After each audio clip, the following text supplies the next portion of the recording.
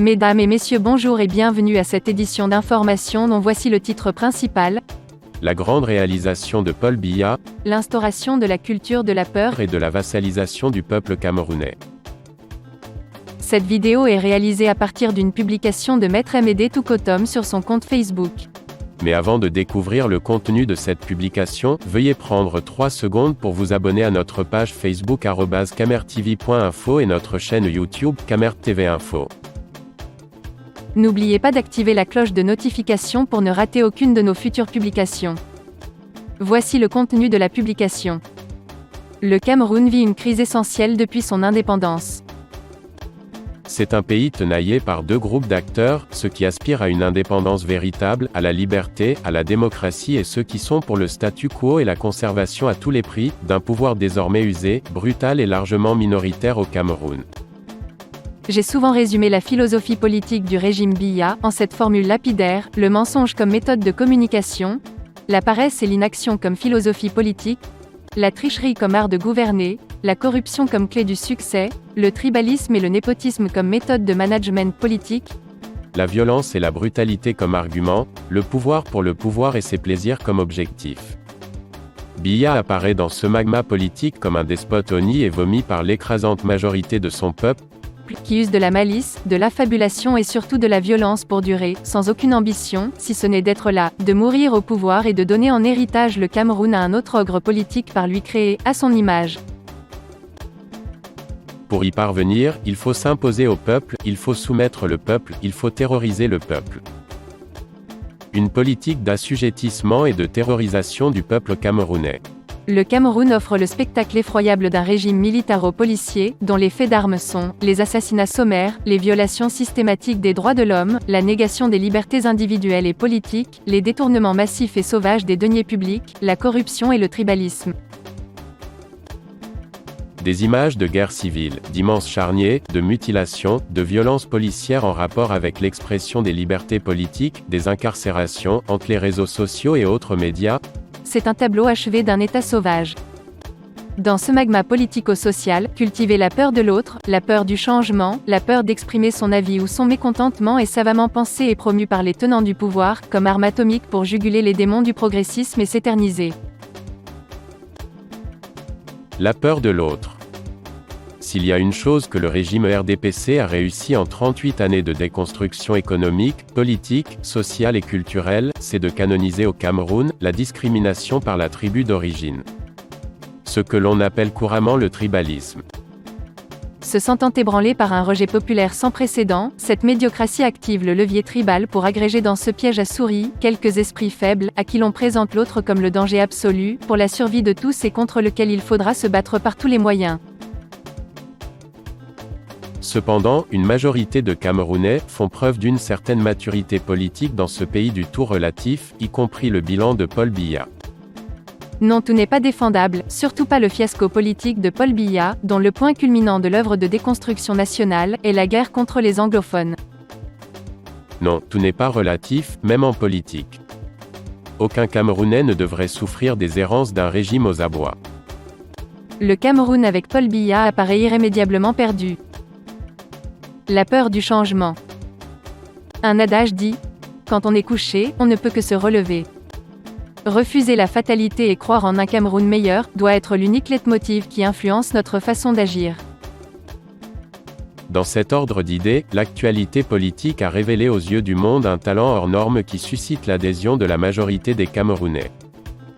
Maurice Kamto, avec un panache remarquable et une intelligence politique qu'on ne lui connaissait pas jusqu'alors, s'est démarqué.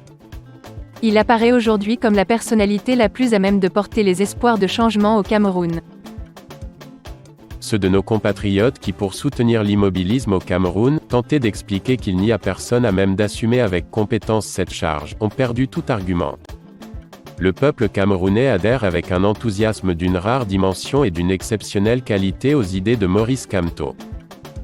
Cette adhésion a déclenché de la part des tenants du pouvoir, un concert de calomnies, de menaces, de haine et de brutalité, couronné par l'arrestation et l'emprisonnement des principales figures de l'opposition camerounaise, dont Maurice Kamto lui-même. Des faits, les stratèges de la division et donc de l'isolement politique de Maurice Kamto ont cru devoir le présenter comme un tribaliste ou le candidat d'une tribu. Ce qui contraste évidemment avec la grande mobilisation populaire sans précédent qu'il suscite sur l'étendue du territoire national. À ce sujet, je veux ici apporter 3 témoignages personnels. J'ai effectué mon premier cycle universitaire à l'université de Yaoundé, faculté de droit et sciences économiques. La promotion ou le soutien des étudiants en thèse et surtout leur recrutement comme enseignants, dépendait aussi de l'appartenance ethnique des professeurs de rang magistral qui y avaient le pouvoir, en tant que doyen, chef de département ou recteur. C'est ainsi qu'on pouvait observer la prédominance dans le corps enseignant d'un département, de personnes de la même ethnie que celui qui a le pouvoir de décider. Jamais dans nos discussions d'étudiants et plus tard de professionnels, à ce sujet, le nom Kamto n'avait été cité comme faisant partie des adeptes de cette forme de promotion par la tribu. Cette intégrité est connue de tous, dans les milieux universitaires au Cameroun. Il serait bon pour des hommes de science, d'apporter pour l'histoire, leur part de témoignage. Autre témoignage, des confrères bamileke, huissiers de justice en attente de charge d'huissier, las d'attendre des années, voire des décennies pour certains, étaient allés voir le frère Kamto, alors ministre délégué en charge de la justice, afin que ce dernier fasse avancer leur dossier de nomination à une charge d'huissier de justice. Le ministre Kamto les a habilement éconduits et ces derniers, ils se reconnaîtront et certains attendent encore leur charge d'huissier, sont revenus profondément déçus par cet homme qui ne savait pas aider ses frères du village. Pendant la dernière élection présidentielle, j'avais eu au téléphone un confrère et ami, auxiliaire de justice, originaire de Baham, avec qui j'avais essayé d'évoquer la situation politique au Cameroun. Ce dernier me dit dans un premier temps, qu'il est apolitique. C'est alors que malicieusement, je me montrais plus incisif en lui disant qu'il devrait s'y intéresser d'autant qu'un Baham, donc son frère, était candidat à cette élection. Sortant brusquement de ce qui apparaissait comme une forme de réserve politique, ou de neutralité, il me lança, surtout pas celui-là, car au moment où il était aux affaires, il n'a rien fait pour les Baham, ni pour le village. D'où le courroux du chef Baham à son endroit. Voilà donc le tribaliste Kamto qu'on présente aux Camerounais. Le Kamto que nous avons connu comme étudiant, est un homme de grande valeur intellectuelle et morale. La peur d'exprimer son avis ou de manifester. Exprimer son avis par tous les moyens de communication ou organiser des manifestations publiques pour le faire, est devenu dangereux au Cameroun, d'autant qu'elle peut coûter la vie. Il n'est pas rare de s'entendre dire à l'évocation d'une manifestation, « Envoyez-y vos enfants ou venez manifester ici, car nous ne voulons plus mourir ». Ce qui traduit une réalité terrible qui nous a conduit à la guerre dans les parties anglophones du pays. Exprimer pacifiquement son opinion ou sa désapprobation, qui est un droit reconnu par la Constitution du Cameroun et par la Déclaration universelle des droits de l'homme, peut vous coûter la vie au pays de Paul Biya. Et ceci est accepté comme tel. Cette peur est donc brandie, distillée et agitée par les adeptes du statu quo, pour décourager toute mobilisation populaire susceptible de mettre en difficulté ou de faire tomber ce régime moribond. On se rend compte qu'ici, la consécration constitutionnelle de la liberté de réunion et de manifestation est un vœu pieux dans la pratique, pourtant elle est intrinsèquement liée à l'idée de démocratie, unique modèle politique reconnu par le droit conventionnel, qui sous-tend l'ensemble des libertés. Il ne saurait donc y avoir une démocratie à l'indigène ou à la camerounaise. En tant que mouvement social, les manifestations sont des moyens pacifiques de défendre des droits. La liberté de manifestation ou le droit de chacun d'être physiquement ensemble offre aux citoyens le droit de s'opposer, y compris physiquement, aux détenteurs du pouvoir par le biais des manifestations et des cortèges de protestation et de participer ainsi à la résolution de certains problèmes et aux choix politiques. En somme, manifester pacifiquement, ce n'est pas une déclaration de guerre. Manifester pacifiquement, ce n'est pas un appel à la violence. Manifester pacifiquement, ce n'est pas un acte de rébellion. Manifester pacifiquement, ce n'est pas être contre son pays, c'est davantage l'aimer. Manifester pacifiquement, ce n'est pas vouloir mourir, c'est aspirer à une vie meilleure. Manifester pacifiquement, ce n'est pas être contre la loi, c'est exercer un droit constitutionnellement reconnu. Manifester pacifiquement, ce n'est pas réduire les droits d'autrui, mais c'est demander pour soi, davantage de droits. Manifester pacifiquement, c'est simplement s'assumer comme citoyen en démocratie.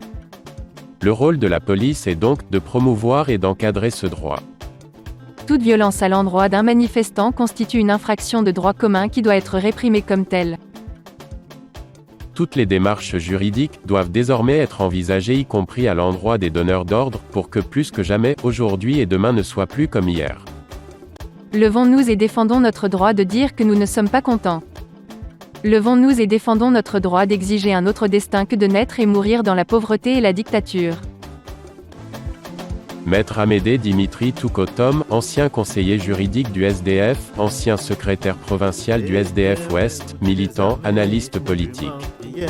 Voici maintenant terminée cette publication, veuillez prendre 3 secondes pour liker la vidéo, vous abonner à notre page Facebook @camertv.info et notre chaîne YouTube Camert TV Info. Abonnez-vous à la chaîne et partagez la vidéo.